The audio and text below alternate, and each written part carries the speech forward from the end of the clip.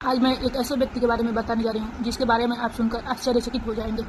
मैं एक कल किताब पढ़ी और उसमें गौतम बुद्ध के बारे में जानकर बहुत आश्चर्यचकित हुई और फिर मैं सोची, काश यशोधरा जैसा व्यक्ति तो सबका होता। गौतम बुद्ध की रियल कहानी क्या है शायद किसी को नहीं पता है। जिस कहानी की बात कर रही हूँ एक प्रसिद्ध कवि वैशाली सरगुप्त अपनी यशोधरा नामक पुस्तक में लिखी है। कहानी की भूमिका में जिक्र किया गया है, बुद्ध बचपन से ही थोड़े बैरागी किस्म के व्यक्ति थे। उनकी कुंडली देखकर एक ज्योतिषी ने बतलाया भी था। माता पिता बहुत परेशान थे। सुद्योधन उनके पिता का नाम था।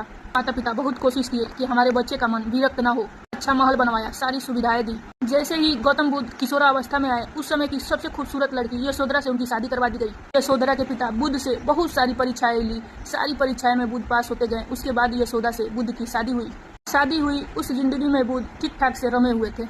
उसी जिंदगी में एक बेटा हुआ, इसका नाम पड़ा राहुल। अब बुद्ध का जो विरक्त का भाव था वो बढ़ता चला जा रहा था। 29 साल के आसपास ऐसा हुआ कि उन्होंने एक वृद्ध व्यक्ति को देखा, एक बीमार व्यक्ति को देखा, एक बूढ़े व्यक्ति को देखा। उसी में विरक्त हो गए। तो मन हुआ कि घर छोड़ दूं और ज्ञान की खोज में चले जाऊं। अब ज्ञान की खोज में जाए भी कैसे? उन्हें पता है मेरा बेटा है, मेरी पत्नी है, मेरा बहुत बड़ा राज्य है, कैसे छोड़ जाऊं उन्हें? आखिर एक दिन बुद्ध ने तय ही कर लिया और आधी रात को पत्नी और बेटा को सोता हुआ छोड़कर चले गए।